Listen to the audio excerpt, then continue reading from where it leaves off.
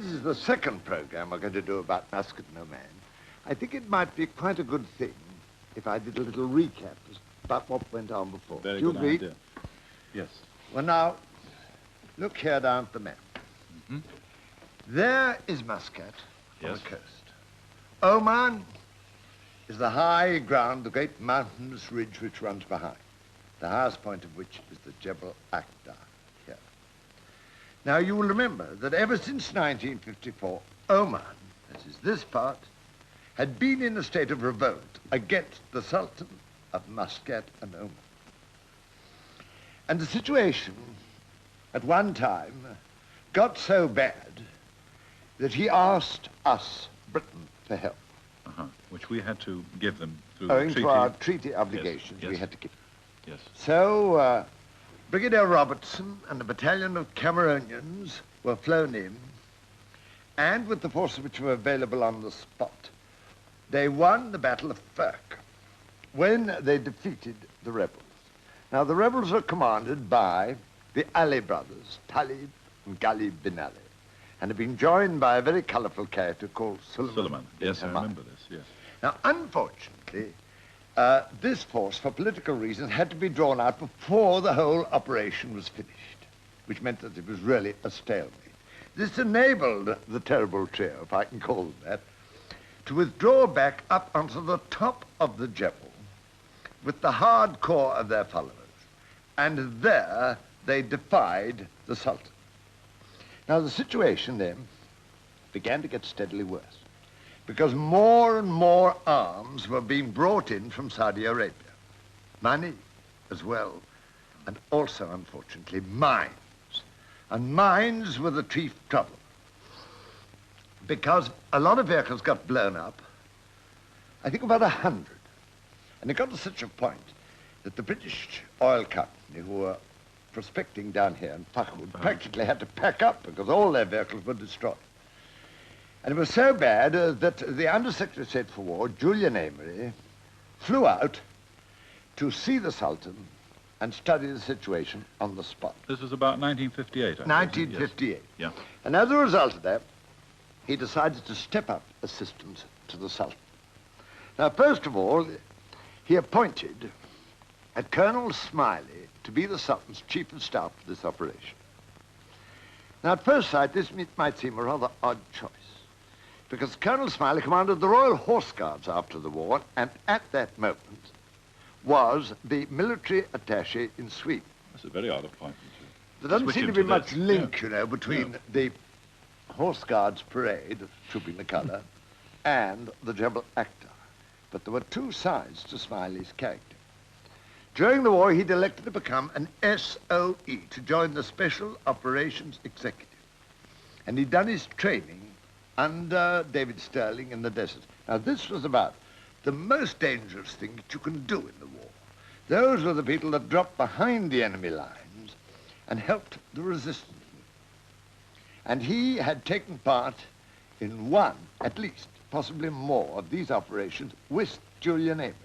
So Julian Emery obviously knew his man. Yes, I see that. All Yes, the same, yes. it was a bit hard on Smiley. You see, when this order was received, he was skiing, and there was 12 foot of ice at Stockholm. Within 1 week, he was in Muscat here, Yes. where it was 115 degrees of heat in his bedroom and his pillow burnt. 2 people had died of heat stroke, and 40 others had to be evacuated. Such is the privilege of air travel. Well, it's what happens over and over again course, in these yes. peacekeeping operations. Yes, yes. Now, on arrival, Smiley was told that instead of being chief of staff, he was to command the whole operation. Now, it was a problem, because you see, here was this vast Jebel, 1,200 feet up. There were only 12 tracks up it. These were guarded by Arabs who were good fighters and knew how to use their weapons. He couldn't stop supplies getting in because it was 800 miles round. Round the base, as it Yes. were, of the mountain. Admittedly, it was a combined operation. He had the Air Force to help him, and he also had the Royal Navy. HMS Modest and 3 frigates were detailed to try and stop gun running coming into the coast. Being the Royal Navy, of course, they soon made friends with the captains, the Arab dhows, which they had to search. On one occasion, actually, they found a dhow, her engine had broken down, there was no wind in her sails, and there were 225 unfortunate pilgrims from Mecca on the deck. There was no food, no water. A lot of people were suffering from heat stroke. They went in to search the vessel for arms. They stayed on board to fill it up with water, feed the people, and they towed them back into port. And as they left, there were cries of thanks be to Allah, in this case, the British Navy. All the same, it was impossible to stop the arms getting in. Now, the second thing he wanted to do was to step up the offensive quality of the Sultan's army. Now, you see, they'd never been allowed to operate in the mountains. And when you've always been on flat ground and looked over by some vast mountain, you develop a sort of psychological inferiority fear. complex about Yes. And they, in local towns, were then suffering from jebelitis. He was very lucky, however, because he got an officer and 8 sergeants of the Royal Marines. And they did marvel. They went out on patrol with these chaps, and they ran section leader courses for them. And on one occasion, when the town of Tanuf here was attacked by the Arabs, it was largely due to the Royal Marines that this was beaten off. Unfortunately, in the halfway through the operations, they had to be taken away. The trucial Oman Scouts had never worked in the mountains either, but they come into the story a bit later. They did very well. Now, the next thing that he had to do was somehow to get more troops. Yes, He I hadn't see got that. enough. Yes. So eventually, he was permitted to have one squadron of his own regiment, the Household Cavalry. They arrived and they did very good work with their ferret armored cars, blocking up tracks and providing much needed fast support. But of course, you can't take the plateau with armored cars. No. He went on appealing for men. Eventually, he was told that the 22nd SAS, Special Air Service, Yes. who were then operating in Malaya, might be available later on, or part of them might be, provided the CO agreed, because they were on their way back, or going to come back from Malaya to Britain. Now what about these? Yes, just a word about the SAS. Special Air Service. They're very special troops. You see, they are trained to operate behind the enemy lines in small parties. Their training is probably the toughest that anybody goes through. They've got to be great individualists, know every weapon thoroughly, and be able to look after themselves under most arduous conditions for a long time. They have an enormous number of volunteers. This is extraordinary, one would have thought, in this day and age. Well, it only goes to prove that the young people of this country don't mind tough operations. True. But out of those volunteers, 80% are discarded. I would say that, in their way, the SAS are probably the best troops in the world.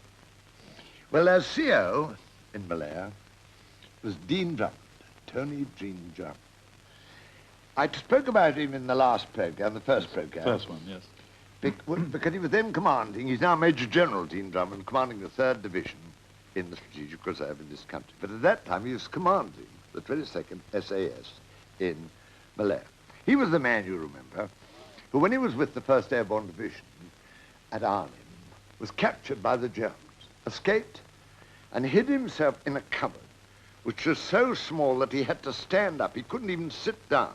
Stand up in that cupboard for 13 days. Yes, I remember you telling me about this. Yes. Before yes. he eventually got out and It's a got back to our fantastic life. story. It shows the determination of the man.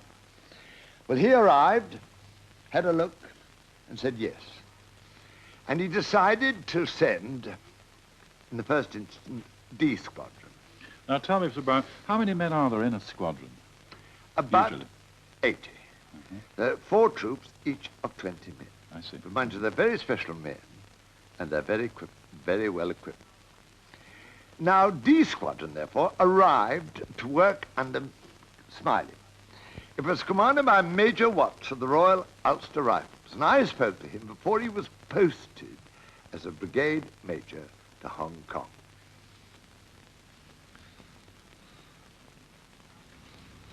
Now, Major Watt, you commanded D Squadron of the 22nd SAS during the Muscat, Oman operations. Yes, sir. Where were you when you got your orders to go there? The squadron was engaged on a deep jungle operation on the border of Siam and Malaya, sir. Doing the normal terrorist and aborigine hunting, working in usual form of patrols of 3 or 4 men, patrolling and ambushing by day, sleeping at night, and living a usual jungle existence, which is rather wet, never seeing the sun because of the jungle canopy, and expecting action as a usual thing. It was point-blank range, lasting 3 or 4 seconds, shotgun stuff, and prepared to do our 13, 14 weeks operation. But about the 9th week, I got a signal from Colonel Dean Drummond, the commanding officer, saying I was to fly out and meet him down in Kuala Lumpur immediately. I was a bit worried about this. I thought I might be for the chop, I'd done something wrong. But when I got there, he showed me a signal to say that the squadron was to fly to Muscat and Oman within a fortnight for a different type of war. And he said, get the squadron out of the jungle, retrain them, and get ready to go. And he did just that. He extracted them, rafting, marching. It took most 3 or 4 days. Retrained them on new weapons, such as mortars, machine guns, new injections, this sort of thing. Got them trying to think of non-jungle tactics. And sure enough, about 12 days later, flew them out to the Middle East. They didn't know where they were going. In fact, we arrived at Mazira Island off the Omani coast. And the 4 aircrafts that brought us out there flew back to Malaya, and the pilots thought that we had gone on to Aden. And there were a couple of Beverly pilots at the airstrip who came up to me and said, you Major Watts? I said, yes. They said, where do you want to go? And the blokes were all round about, and I got them together and told them that we are now in the Middle East and we're going to Oman and we're going to fight a war. Now, what sort of a war did you find there when you arrived? Oh, it was vastly different to what you find in Malaya. The distances were enormous. You could see for miles and miles and miles. There wasn't a tree in sight. There was a great shortage of water. Of course, all action had to be done at night because of the visibility and the fact that the enemy were on high ground. And we hid up and slept during the day. Battles, of course, would last for hours and hours and hours, as against this short time in Malaya. And we used different types of weapons.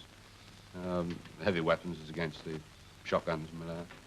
And also, of course, the enemy were entirely different. And we were fighting hillmen, Arab tribesmen, who knew their stuff. They were very good. They hardy people, used ground very well, good shots, and prepared to risk their lives. They're good soldiers, and everybody's name was. Yes. How did you start? It was mainly by patrol actions. This was around the base of this colossal mountain, the Jebel Akhdar, which really was an absolute monster, a great sawtooth effort. And we really had to do 2 things, my squadron, by the time the hot weather started in April. Was one, armed reconnaissance, which was to find routes up the mountain. Most of the recognized routes, which were very few and far between, were heavily guarded by the enemy with pickets, with mortars, machine guns, and so on. We had to find routes around them, if it was physically possible. And the second object was, before the final assault, when we were going to subdue the mountain, was to establish moral superiority, really, over the enemy, who were pretty cocky, very confident themselves. They've been successful up to that time. Can you describe to me one operation? The very first patrol action we fought about 3 days after arriving was a drawn battle, I think. We, unfortunately, lost a very good corporal who just won the military medal in Malaya in exchange for a couple of them, which was disappointing, losing a man of that caliber. But Sergeant Hawkins was leading a patrol of 5 men, including himself, when he was attacked by about 50 of them at last light one night, with the obvious intention of trying to overrun him, really sort him out, you know. Yeah. It was a morale booster for themselves. And they closed in on him using machine guns and ground very, very cleverly, and were on the point of overrunning him. But he had held his fire very well, and with the new FN rifles we had, which they hadn't seen, the automatic rifles, he knocked over 9 or 12 of them. They still kept coming, and he managed to evacuate the position bringing all his kit, no casualties, went back again at first light to find that they'd pulled off. And it was the first and last time they actually ever tried a mass assault as such to try and overrun us. So by then you reckon that you had got your moral superiority? By January, so we undoubtedly had. I think we had them very worried indeed, and we knew we were all up to the tricks of the trade as regards mountain fighting and operating at night in that area. Not only had they achieved moral superiority, but what they had done, and he didn't say it, was that they had improved the offensive qualities of all the troops. Mm-hmm. You see, on a lot of these patrols, they were accompanied by the Trucial Muscats, who developed the whole time they got into the mountains and did very well. Now, as you heard, all the patrolling had to be done at night because of the visibility. So they had to rest by day. And they'd get into the mountains, and by day they would be protected by the Trucial Oman scouts while they were resting, and the two worked together. So although things were going much better, there still were not enough troops. Eventually, Tony Dean Drummond arrived himself with a small headquarters, and he brought with him a squadron. I see. So this meant 160 men, really, Yes. to storm the... That's right. Yes. Now, Smiley, very wisely, put him in command of the whole Jebel Akhtar operation. A tough affair. You see, the Jebel Akhtar was regarded by all the locals as being impregnable. It had only been captured twice in history. In 890 by the caliphs of Baghdad, and in 1150 by the Persians. And on each occasion, 20,000 troops have been used. 20,000? Now, he had 160 SAS. Accomplished the same thing, yes. Now, the first thing he had to do was to find a way up not using tracks. They couldn't use any of the tracks. They were too heavily guarded. So he carried out a lot of personal reconnaissances, and eventually he decided on a suitable place just about here, towards the north, in the north of the Jebel here. The slope was fairly easy to start with, and then it went up pretty steeply. It would be a question of climbing. Yes. But that first part, it might be possible, he felt, to use donkeys.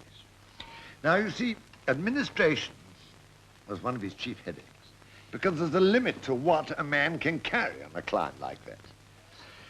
The air could obviously do resupply, but very often in the morning, the top of this jebel was covered in mist. So they had to have with them sufficient ammunition and water to carry on in case air supply was not possible. And this is where the donkeys came in. If donkeys could be used, and they were the normal form of transport used by all the people on the top, the local inhabitants, these jebel donkeys, Yes, strong yes. animals which would carry about 150 pounds. And they thought that they might be able to use the donkeys for the first bit. So Smiley put in for 200 jebel donkeys, but they cost 40 pounds each. And when this request was received at the War Office, there were howls of agony. Yes. 40 pounds for a donkey.